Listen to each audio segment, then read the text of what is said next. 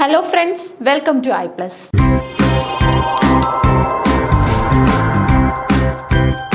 ഇന്നത്തെ ക്ലാസ്സിൽ നമ്മൾ ഡിസ്കസ് ചെയ്യാനായിട്ട് പോകുന്നത് നെറ്റ് ഇംഗ്ലീഷിൻ്റെ പ്രീവിയസ് ഇയർ ക്വസ്റ്റ്യൻസ് ആണ്. ഓക്കെ, അപ്പോൾ പ്രീവിയസ് ഇയർ ക്വസ്റ്റ്യൻ ഡിസ്കഷൻ വീഡിയോയിൽ നമ്മൾ സെലക്ട് ചെയ്തിട്ടുള്ളത് ജാനുവരിയിൽ തന്നെ നടന്ന റീസെൻറ്റ് എക്സാമിൻ്റെ ക്വസ്റ്റ്യൻ ആണ്.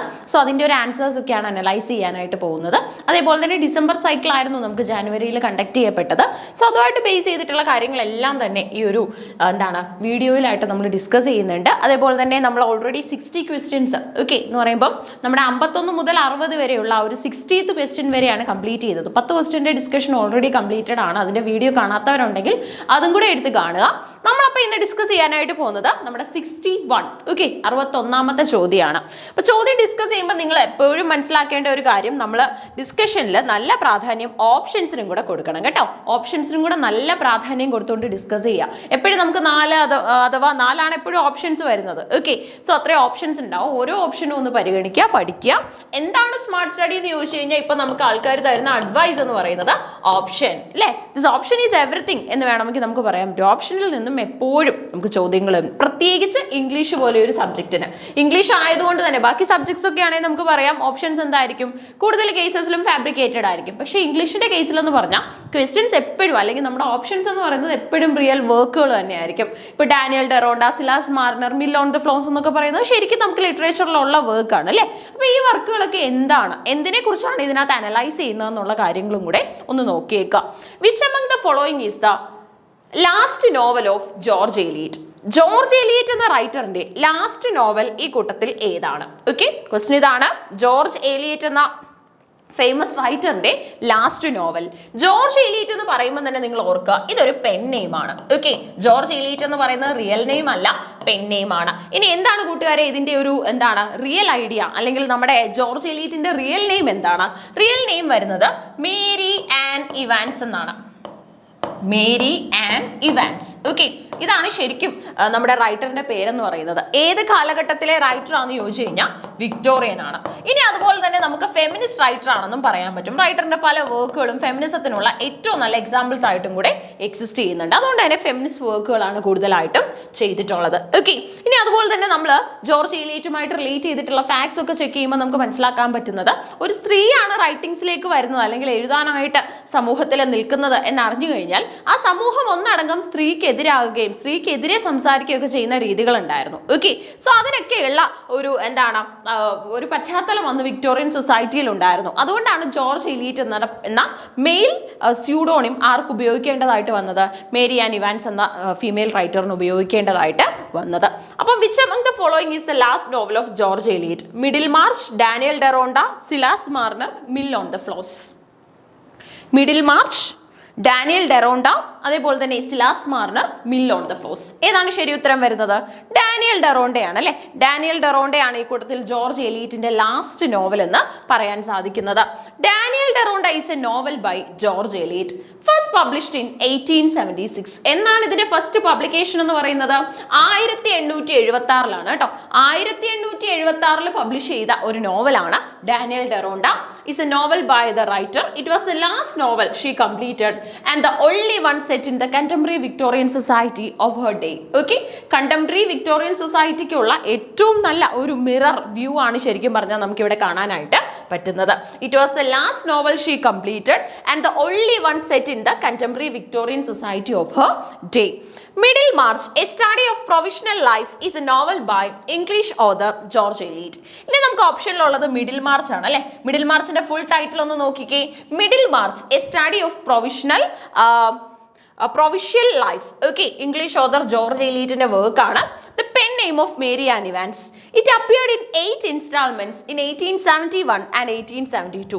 നമ്മുടെ നോവലുകൾ അതേപോലെ തന്നെയുള്ള റൈറ്റിംഗ്സ് ഒക്കെ വിക്ടോറിയൻ സൊസൈറ്റിയിലൊക്കെ എങ്ങനെയായിരുന്നു അവൈലബിൾ ആയിരുന്നത് എന്ന് ചോദിച്ചു കഴിഞ്ഞാൽ ഇൻസ്റ്റാൾമെന്റ്സ് ആയിട്ടായിരുന്നു. എന്ന് പറഞ്ഞാൽ സെക്ഷൻസ് ആൻഡ് സെക്ഷൻസ് ആയിട്ടായിരുന്നു അവൈലബിൾ ആയിട്ട് വരുന്നത്, ഭാഗങ്ങളായിട്ട്. അതായത് നമ്മുടെ മാസികകളിലൊക്കെ, മലയാള മാസികകളിലൊക്കെ തന്നെ നോവലുകളും അതുപോലെ തന്നെയുള്ള മലയാളം ബേസ്ഡ് ആർട്ടിക്കിൾസ് ഒക്കെ വരുമായിരുന്നല്ലോ. അതുപോലെ തന്നെ ഇംഗ്ലീഷ് ആർട്ടിക്കിൾസിലും പീരിയോഡിക്കൽസിലും അതുപോലെ തന്നെയുള്ള മാഗസിനുകളിലും ഒക്കെ വരുമായിരുന്നു. സോ അങ്ങനെയാണ് നമുക്ക് ഈ ഒരു മിഡിൽ മാർച്ചും ആദ്യം അവൈലബിൾ ആവുന്നത്. സോ 1871-72 ടൈം പീരീഡ് ആണ്. Set in Middlemarch, a fictional English Midlands in 1829 to 1832. It follows distinct intersecting stories with many characters. Okay, അപ്പോൾ ഇതിനകത്ത് നമുക്ക് കാണാൻ പറ്റുന്നത് distinct intersecting stories with many characters ആണ്. ഒരുപാട് കഥാപാത്രങ്ങളൊക്കെ ഉള്ള വളരെ മികച്ച ഒരു നോവലായിട്ടാണ് നമുക്ക് ഇതിനെ മനസ്സിലാക്കാനായിട്ട് സാധിക്കുന്നത്. അപ്പോൾ ഇത്രയും കാര്യമെങ്കിലും ഏറ്റവും ബേസ് ലെവലിൽ നമ്മൾ അറിഞ്ഞിരിക്കണം. എന്താണെന്ന് ചോദിച്ചു കഴിഞ്ഞാൽ മിഡിൽ മാർച്ച് എന്ന ആ ഒരു നോവലിന്റെ ഫുൾ ടൈറ്റിൽ എന്താണ്? Middle March A study of provincial life എന്നാണ് ഫുൾ ടൈറ്റിൽ വരുന്നത്. ഇനി അതുപോലെ തന്നെ മനസ്സിലാക്കേണ്ടത് ഇതിന്റെ സെറ്റിംഗ് ആണ്. ഒരു ഫിക്ഷണൽ ഇംഗ്ലീഷ് മിഡ്ലാൻഡ്സ് ടൗണിലാണ് ഇതിന്റെ സെറ്റിംഗ് നമുക്ക് കാണാനായിട്ട് സാധിക്കുന്നത്. ഓക്കെ, അടുത്ത നമുക്ക് സിലാസ് മാർണർ ആണ് ഓപ്ഷനിലുള്ളത്. Silas Marner, the weaver of Raveloe, is the third novel by English author George Eliot. ഇത് ആരുടെ വർക്ക് ആണ്? ജോർജ് എലിയറ്റിന്റെ വർക്ക് ആണ്. ഫുൾ ടൈറ്റിൽ നോക്കിക്കോ, Silas Marner, the weaver of Raveloe. Pen name of Mary Ann Evans. It was published in 1861. എന്നാണ് ഇതിന്റെ publication year എന്ന് പറയുന്നത്? 1861 കേട്ടോ. 1861 പബ്ലിഷ് ചെയ്തിട്ടുള്ളതായ ഒരു വർക്ക് ആണ്. ഇനി അതുപോലെ തന്നെ നമ്മൾ മനസ്സിലാക്കേണ്ടത് Mill on the Floss. Okay, ഒരു നോവലാണ്. ഇംഗ്ലീഷ് ഓതർ ജോർജ് എലിയറ്റിന്റെ ഫേമസ് നോവലാണ്. Pen name of Mary Ann Evans was published in 3 volumes on 4th April 1860 by William Blackwood and Sons. Okay, again George Eliot work ആണ് നമ്മൾ കാണുന്നത്. Then you have to know the first American edition was published by Harper and Brothers Publishers, New York. Okay, അപ്പോൾ ശരിക്കും നമ്മുടെ ചോദ്യമായിട്ട് base ചെയ്തത് എല്ലാ കാര്യങ്ങളും നമുക്ക് കിട്ടിയിട്ടുണ്ട്. ഈ തന്നിരിക്കുന്ന 4 വർക്കുകളും മേരി ആൻ ഇവാൻസ് ജോർജ് എലിയറ്റിൻ്റെതാണ് എന്നുള്ളതാണ് ഏറ്റവും പ്രാധാന്യമുള്ള കാര്യം. അതിനുശേഷം നമ്മൾ മനസ്സിലാക്കേണ്ടത് ജോർജ് എലിയറ്റിന്റെ ലാസ്റ്റ് നോവൽ ഈ കൂട്ടത്തിൽ ഏതാണ് എന്ന് ചോദിച്ചു കഴിഞ്ഞാൽ നമ്മുടെ ഡാനിയൽ ഡെറോഡയാണ് ഏറ്റവും ഫേമസ് ആയിട്ടുള്ള ലാസ്റ്റ് നോവൽ എന്ന് പറയുന്നത്, ഡാനിയൽ ഡെറോഡ. ഓക്കെ, 62ാമത്തെ ചോദ്യം നമുക്ക് നോക്കാം. നോക്കിക്കോ, which of the following text has been written by Rabindranath Tagore? Rabindranath Tagore എഴുതിയ ഫേമസ് വർക്ക് ഈ കൂട്ടത്തിൽ ഏതാണ്? ചോദ്യം നോക്കിക്കോ, which of the following text has been written by Rabindranath Tagore? Rabindranath Tagore എഴുതിയ ഫേമസ് ആയിട്ടുള്ള വർക്ക് ഈ കൂട്ടത്തിൽ ഏതാണ്? നോക്കിക്കോ, tiger claw, Chandalika, A touch of brightness, image breakers. Tiger claw, Chandalika, A touch of brightness, image breakers. ഉത്തരം വരുന്നത് ചണ്ഡാലികയാണ് കേട്ടോ. ചണ്ഡാലിക നമ്മുടെ രബീന്ദ്രനാഥ ടാഗോറിന്റെ ഫേമസ് ആയിട്ടുള്ള വർക്ക് ആണ്. ടെക്സ്റ്റ് ഹാസ് ബീൻ, എപ്പോഴും നമ്മൾ നോക്കേണ്ടത് ഹാസ് ബീൻ ആണോ നോട്ട് ബീൻ ആണോ, ഇതിന്റെ ഇടയിൽ നോട്ട് എന്നൊരു വാക്കുണ്ടോ എന്ന് എപ്പോഴും ചെക്ക് ചെയ്യണം. നോട്ട് ഉണ്ടോ നോട്ട് ഇല്ലയോ എന്നുള്ളതാണ് ആദ്യം നോക്കേണ്ടത്. ഞാൻ തന്നെ നിങ്ങളോട് പറഞ്ഞിട്ടുണ്ട് പല ക്വസ്റ്റ്യൻ ഡിസ്കഷൻ വീഡിയോ ക്ലാസ്സുകളിലും നമുക്ക് കൂടുതലായിട്ടും, കാരണം നമുക്ക് ഈ ക്വസ്റ്റ്യൻ കിട്ടുന്നതിന്റെ പുറത്തുണ്ടാവുന്ന ഒരു ക്യൂരിയോസിറ്റി ഉണ്ട്. പ്രത്യേകിച്ച് നമുക്ക് അറിയാവുന്ന ചോദ്യമാണെങ്കിൽ പെട്ടെന്ന് നമ്മൾ ഉത്തരത്തിലേക്ക് പോകാൻ ശ്രമിക്കും. നല്ല കാര്യം തന്നെയാണ്. പക്ഷെ ക്വസ്റ്റ്യൻ പൂർണ്ണമായി മനസ്സിലാക്കിയതിന് ശേഷം ഉത്തരത്തിലേക്ക് പോകുന്നതാണ് ഏറ്റവും ഉചിതമായിട്ടുള്ള രീതി എന്ന് പറയുന്നത്. ക്വസ്റ്റ്യൻ പൂർണ്ണമായി മനസ്സിലാക്കുക, അതാണ് ആദ്യം ചെയ്യേണ്ടതെന്ന് പറയുന്നത് കേട്ടോ. Which of the following text has been എന്നാണോ ഹാസ് നോട്ട് ബീൻ എന്നാണോ എന്ന് ആദ്യം നോക്കുക. ഇനി അതുപോലെ തന്നെ രബീന്ദ്രനാഥ ടാഗോറിനെ പോലെയുള്ള ബൈലിംഗൽ റൈറ്റേഴ്സ്, നോബൽ സമ്മാനം അടക്കം നേടിയിട്ടുള്ള ബൈലിംഗൽ റൈറ്റേഴ്സ് ഒരുപാട് നമുക്ക് ലിറ്ററേച്ചറിലുണ്ട്. ഇന്ത്യൻ ലിറ്ററേച്ചറിനെ സംബന്ധിച്ചിടത്തോളം നമ്മുടെ ഒരു ജെം എന്ന് നമുക്ക് വിശേഷിപ്പിക്കാൻ സാധിക്കുന്ന ഒരു റൈറ്റർ കൂടെയാണ് ടാഗോർ. ഓക്കെ, അപ്പൊ ചണ്ഡാലിക എന്ന വർക്കുമായിട്ട് ബേസ് ചെയ്ത് കുറച്ച് ഫാക്ട്സ് ചെക്ക് ചെയ്യാം. Chandalika is a play by Rabindranath Tagore that tells the story of Prakriti, a young woman from the untouchable caste. Okay, the play is based on a Buddhist legend. അതായത് ബുദ്ധന്റെ ലെജൻഡുകൾ ഒരുപാടുണ്ട് അല്ലേ. പലപ്പോഴും ബുദ്ധന്റെ കഥകളൊക്കെ കേൾക്കാൻ നമുക്ക് വലിയ സന്തോഷമാണ്. അപ്പൊ ചണ്ഡാലിക എന്ന് പറയുന്നത് ഒരു ബുദ്ധിസ്റ്റ് ലെജൻഡിനെ ബേസ് ചെയ്തിട്ടുള്ള നാടകമാണ്. ഈ നാടകത്തിൽ നമ്മൾ കാണുന്ന ചെറുപ്പക്കാരിയായുള്ള ഒരു പെൺകുട്ടിയുണ്ട്, ഒരു യങ് വിമൻ ഉണ്ട്. അവരുടെ പേര് പ്രകൃതി എന്നാണ്. ഓക്കെ, ലോവർ കാസ്റ്റിൽ നിന്നുള്ള ഒരു വ്യക്തിയാണ് പ്രകൃതി. Tiger close is A 1992 Canadian action film directed by Kelly Mackin and starring Cynthia Rothrock, Jalal Mehri and also Bolo Jeong. A touch of brightness, written nearly half a century ago, centers on Rukmini. Okay, അപ്പോൾ ഈ ഒരു എന്താണ് touch of ബ്രൈറ്റ്നസ്സിൽ നമ്മൾ കാണുന്ന main character രുക്മിണിയാണ്. A girl sold to a brothel in Mumbai. Okay, അതായത് ഒരു കൊച്ചു പെൺകുട്ടിയാണ് ഈ രുക്മിണി. രുക്മിണിയെ ആ ഒരു ബ്രോത്തലിലേക്ക്, ബ്രോത്തൽ എന്ന് പറയുമ്പോൾ നമുക്കറിയാം പ്രോസ്റ്റിറ്റ്യൂട്ട്സ് ഉള്ള ഒരു പ്ലേസ് ആണ് അല്ലെ, റെഡ് സ്ട്രീറ്റ് എന്നൊക്കെ നമ്മൾ പറയുന്ന ഒരു രീതിയാണ് അവിടെ വരുന്നത്. സോ അങ്ങനെയുള്ള ഒരു ബ്രോത്തലിലേക്ക് അയക്കുകയാണ് മുംബൈയിൽ. And her relationship with Pitku a street urchin who tries desperately to rescue her from her life as a prostitute. അപ്പൊ ഈ പിഡ്കോ എന്ന് പറയുന്ന വ്യക്തി ഒരു സ്ട്രീറ്റ് അർച്ചിനാണ്, ഭയങ്കര റിച്ച് ആയിട്ടൊന്നും ഉള്ള ആളൊന്നും അല്ല, തൻ്റെതായിട്ടുള്ള പ്രശ്നങ്ങളുള്ള ആള് തന്നെയാണ് പിഡ്കു. പക്ഷെ പിഡ്കു എപ്പോഴും ഈ രുക്മിണിയെ ഈ ഒരു പ്രോസ്റ്റിറ്റ്യൂട്ട് ലൈഫിൽ നിന്ന് അല്ലെങ്കിൽ ഒരു ബ്രോത്തൽ ഹൗസിൽ ജീവിക്കേണ്ടി വരുന്ന ആ ഒരു കൊച്ചു പെൺകുട്ടിയെ അവിടെ നിന്നും രക്ഷിക്കാനായിട്ടും, കാരണം അവിടെ നിന്ന് കഴിഞ്ഞാൽ എഡ്യൂക്കേഷൻ അടക്കമുള്ള കാര്യങ്ങൾ അവൾക്ക് ലഭിക്കില്ല, അവൾ ഫിസിക്കലി അവളുടെ ചേസ്റ്റിറ്റി അടക്കമുള്ള കാര്യങ്ങൾ നഷ്ടപ്പെടും എന്നുള്ള കാര്യം തീർച്ചയാണ്. അപ്പൊ ഇങ്ങനെയുള്ള പല കാര്യങ്ങളും നമ്മുടെ പിഡ്കുവിന്റെ അലർട്ട് ലിസ്റ്റിൽ ഉണ്ടായിരുന്നു. പിഡ്കു എപ്പോഴും രുക്മിണിയെ സേവ് ചെയ്യാനായിട്ട് ശ്രമിക്കുന്നുണ്ട്. ഇമേജ് ബ്രേക്കർ ഒരു ബുക്ക് ആണ്, ഫേമസ് ബുക്കാണ്, എഴുതിയത് മാർക്കി ലീബ് ആണ് കേട്ടോ. മാർക്കി ലീബ് എഴുതിയിട്ടുള്ള ബുക്കാണ്. But Chandalika, played by Rabindranath Tagore, tells the story of Prakriti. Tiger Claw's Canadian action film Touch of Brightness, again a famous work.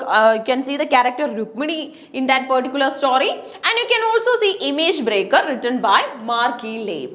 Okay, അപ്പോൾ 62ാമത്തെ ചോദ്യം അങ്ങനെ പൂർണ്ണമായി പഠിച്ച് നമ്മൾ കംപ്ലീറ്റ് ചെയ്തു. എപ്പോഴും ഒരു ക്വസ്റ്റ്യൻ കിട്ടിക്കഴിഞ്ഞാൽ ഒരു ക്വസ്റ്റ്യൻ ചെയ്യാനായിട്ട് ചെയ്ത് പഠിക്കാനായിട്ട് നിങ്ങൾ 5 മിനിറ്റ് എടുത്താലും അതിൽ തെറ്റൊന്നുമില്ല. എക്സ്പ്ലനേഷൻ അടക്കമുള്ള കാര്യങ്ങൾ കൃത്യമായി നോക്കി തന്നെ പഠിക്കുക, റെഫർ ചെയ്ത് തന്നെ പഠിക്കുക. അങ്ങനെ നമ്മൾ ഈ പഠിക്കുന്ന സമയത്ത് ഒരു ചോദ്യത്തിന് വേണ്ടി ഒരുപാട് സമയം ഉപയോഗിക്കുന്നത് പിന്നീട് നമ്മൾ ശരിക്കും പരീക്ഷ എഴുതുന്ന സമയത്ത് നമുക്ക് പെട്ടെന്ന് ഉത്തരം എഴുതാൻ സാധിക്കും. കാരണം എല്ലാ കാര്യങ്ങളും ഈ വർക്കുമായിട്ട് ബേസ് ചെയ്ത് നമുക്കറിയാം. അപ്പൊ നമ്മുടെ ആ ഒരു പ്രോസസ്സ് നമുക്ക് വളരെ എളുപ്പം ചെയ്യാൻ പറ്റും ഇല്ലേ. അതായത് നമുക്ക് എന്താണ് പെട്ടെന്ന് തന്നെ ഓപ്ഷൻസ് എലിമിനേറ്റ് ചെയ്തിട്ട് എലിമിനേഷൻ ടെക്നിക് ഒക്കെ വെച്ചിട്ട് പെട്ടെന്ന് ഉത്തരത്തിലേക്ക് സഡൻ റീച്ച് നമുക്ക് ക്വസ്റ്റ്യനിലേക്ക് കിട്ടും.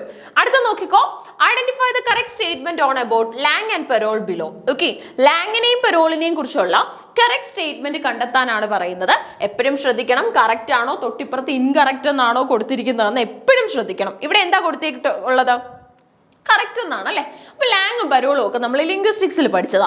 അപ്പൊ ലാങ് എന്താ പരോൾ എന്താന്നൊക്കെ നിങ്ങൾക്ക് കൃത്യമായിട്ട് അറിയാം. ലാങ്ങിനെ ബേസ് ചെയ്ത്, ലാങ് എന്ന ജനറൽ ലാംഗ്വേജിനെ, യൂണിവേഴ്സൽ ലാംഗ്വേജിനെ ബേസ് ചെയ്ത് ഫംഗ്ഷൻ ചെയ്യുന്ന ഇൻഡിവിജ്വൽ അട്രൻസ്, ഇൻഡിവിജ്വൽ ലാംഗ്വേജ് ആണ് പാരോൾ എന്ന് പറയുന്നത്. സോ ഇതിന്റെ സ്റ്റേറ്റ്മെന്റ്സ് ഒന്ന് നോക്കിക്കേ. Langue is the abstract language system, the grammar of a language. എന്താണ് ലാങ് എന്ന് പറഞ്ഞാൽ? Langue is the abstract language system, the grammar of a language. Then what you mean by parole? Parole is the language actually produced by its users following lang എന്നാണ് തന്നിരിക്കുന്നത്.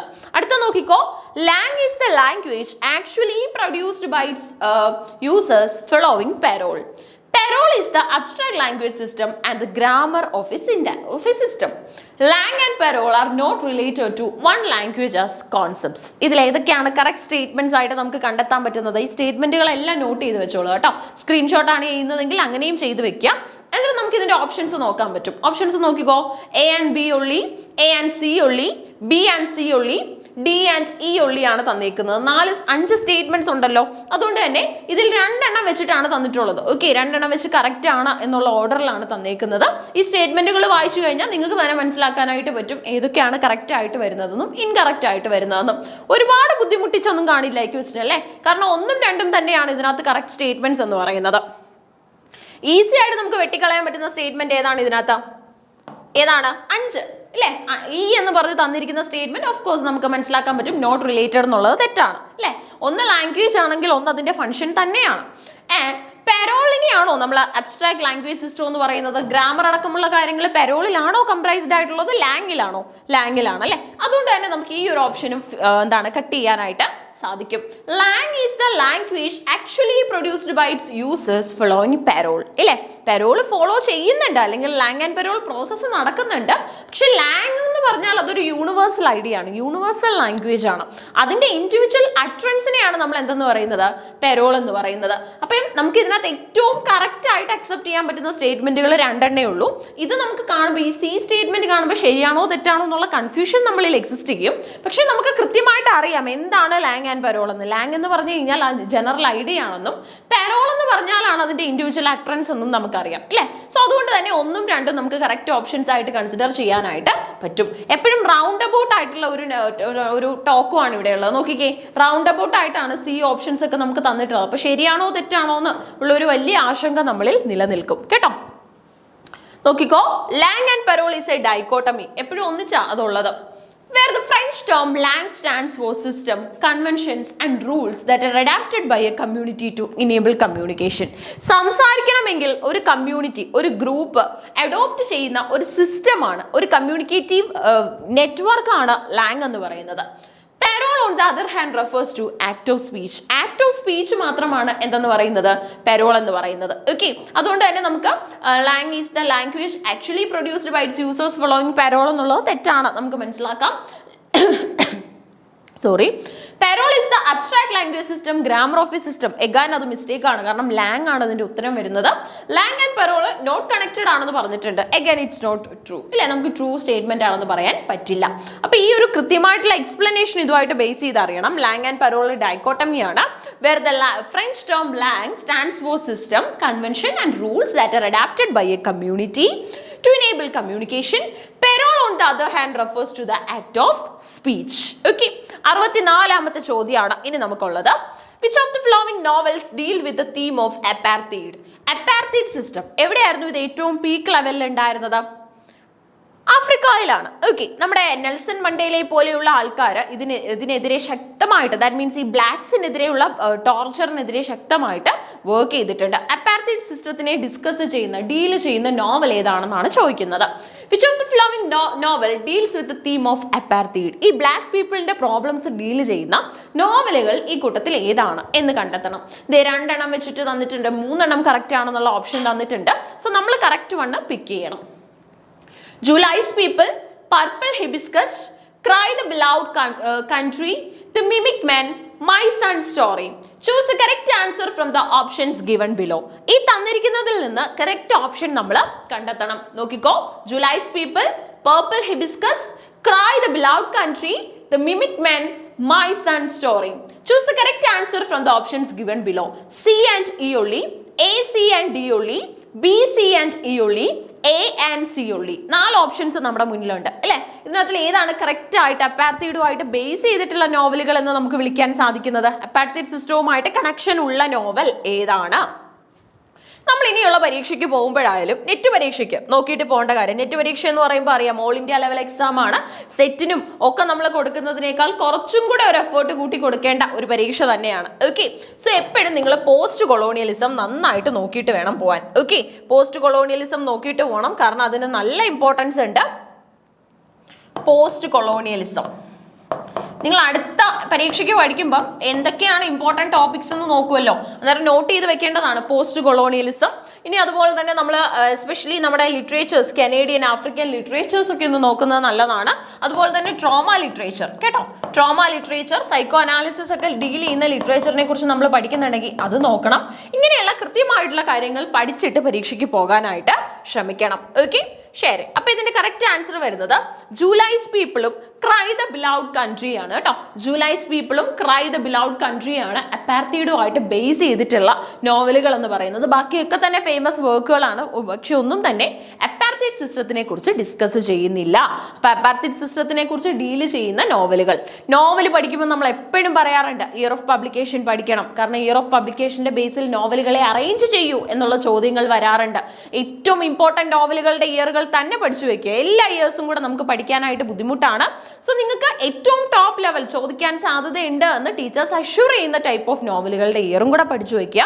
ഇനി അതുപോലെ തന്നെ എപ്പോഴും ഒരു നോവൽ പഠിക്കുമ്പോൾ നമ്മൾ ചെയ്യേണ്ട കാര്യമാണ് അതിന്റെ തീം എന്താണെന്ന് മനസ്സിലാക്കാനായിട്ട് കുറച്ച് സമയം മാറ്റി വെക്കുക, കേട്ടോ.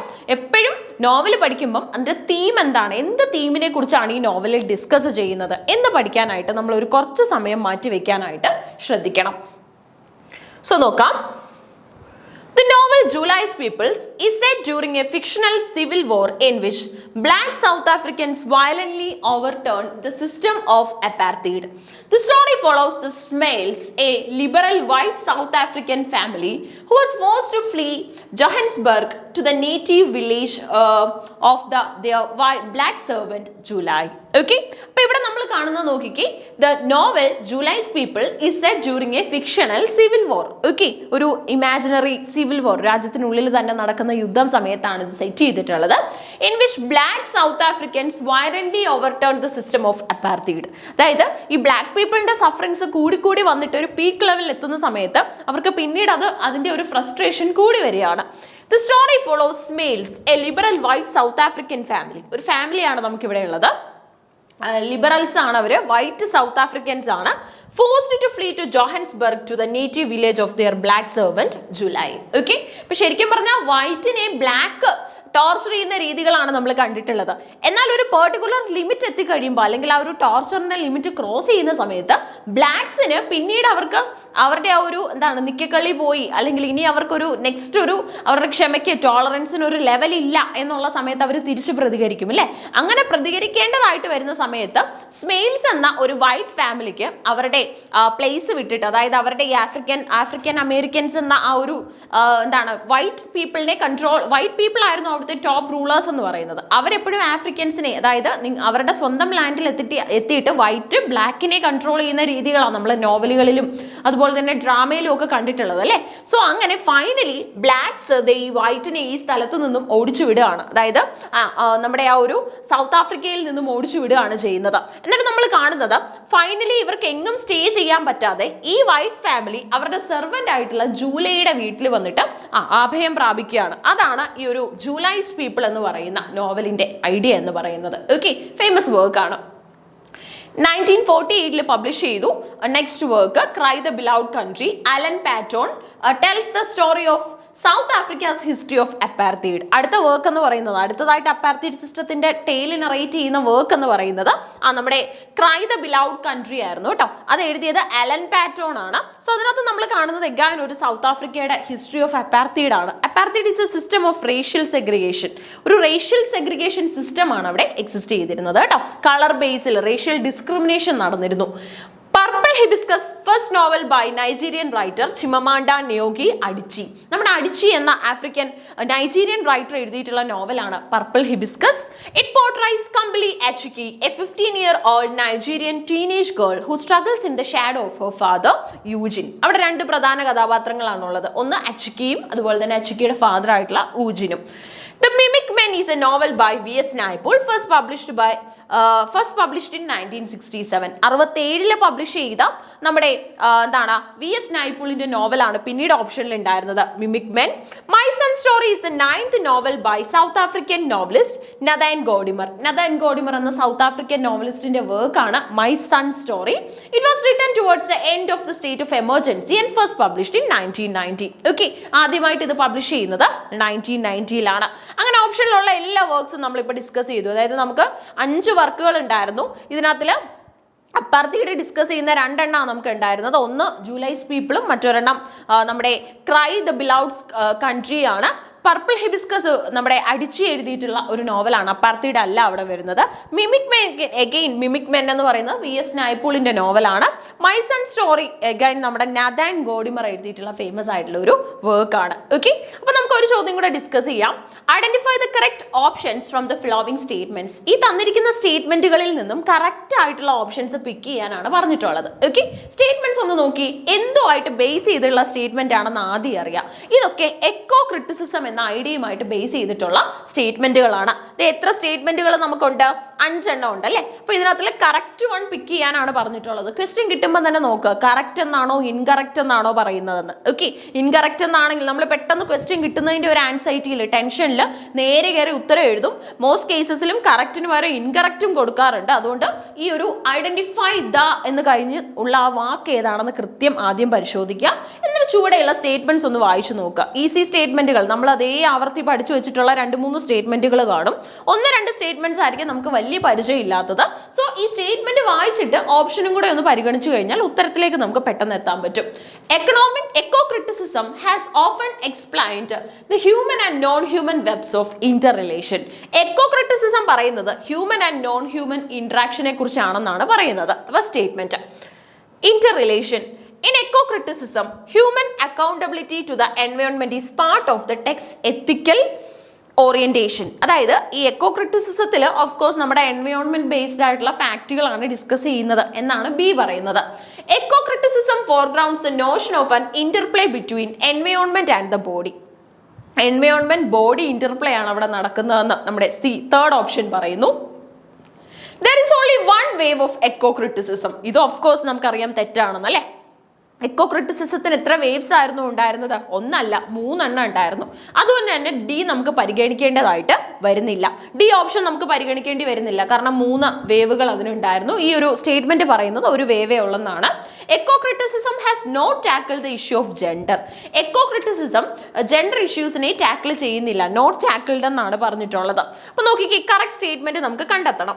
കറക്റ്റ് സ്റ്റേറ്റ്മെന്റ്സിൽ നമുക്ക് ഫസ്റ്റ് ഓപ്ഷൻ തന്നേക്കുന്നത് ABC only, BCD only, ACD only, ABDE ഒള്ളിയാണ് കേട്ടോ. അപ്പൊ ഇതിനകത്ത് ഏതാ നമുക്ക് സെലക്ട് ചെയ്യാൻ പറ്റുന്ന ഒരെണ്ണം നമുക്ക് അപ്പൊ തന്നെ എലിമിനേറ്റ് ചെയ്യാം. അത് ഏതാണ്? ഈ ഡി ആണ് അല്ലെ. ഡി എന്ന് പറഞ്ഞാൽ എക്കോ ക്രിറ്റിസിസത്തിന് ഒരു വേവേ ഉള്ളൂ എന്നാ പറഞ്ഞിട്ടുള്ളത്. അതുകൊണ്ട് തന്നെ നമുക്ക് ആ സ്പോട്ടിൽ തന്നെ മനസ്സിലാക്കാം 3 വേവ്സ് ഉണ്ട്. ഇനി നമ്മളൊന്ന് റിഫ്രഷ് ചെയ്ത് നമ്മളൊന്ന് ആലോചിച്ചെടുത്തു കഴിഞ്ഞാൽ അത് എല്ലാത്തിനകത്തും ഡി ഓപ്ഷൻ ഉണ്ട്. ഈ ഡി ഓപ്ഷൻ എലിമിനേറ്റ് ചെയ്താൽ തന്നെ ശരി ഉത്തരം അവിടെ ഉണ്ട് അല്ലെ. ഡി ഓപ്ഷൻ നമ്മളങ്ങ് മാറ്റുകയാണ്, അതായത് ഒരു വേവ് അല്ല 3 വേവ്സ് ആണ് എക്കോ ക്രിറ്റിസിസത്തിനുള്ളത്. അതുകൊണ്ട് തന്നെ അത് കറക്റ്റ് ചെയ്യുമ്പോൾ തന്നെ നമുക്ക് ശരി ഉത്തരത്തിലെത്താം. ABC ഒള്ളി എന്നുള്ളതാണ് കറക്റ്റ് ആയിട്ട് നമുക്ക് കിട്ടുന്നത്. ഓക്കെ, ഇനി നമുക്ക് ജസ്റ്റ് നോക്കുകയാണെങ്കിൽ എക്കോ ക്രിറ്റിസിസം എന്ന് പറയുന്നത് വളരെ ഇമ്പോർട്ടന്റ് ആയിട്ടുള്ള ഒരു ഐഡിയ ആണ്. ഇന്റർഡിസിപ്ലിനറി സ്റ്റഡി ഓഫ് കണക്ഷൻസ് ആണ് ബിറ്റ്വീൻ ലിറ്ററേച്ചർ ആൻഡ് എൻവയോൺമെന്റ്. ലിറ്ററേച്ചറും എൻവയോൺമെന്റും തമ്മിലുള്ള കണക്ഷൻ ആണ് ഇവിടെ പറയുന്നത്.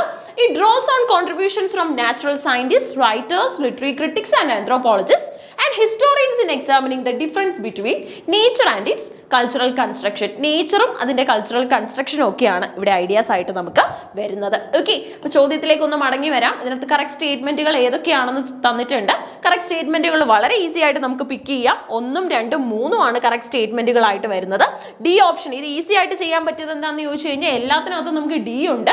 ഡി നമുക്ക് പഠിക്കുന്നവർക്ക്, അതായത് ബേസ് ലെവലിൽ എക്കോ ക്രിറ്റിസിസം അറിയാവുന്നവർക്ക് തന്നെ അറിയാം 3 വേവുകൾ ഉണ്ടെന്ന്.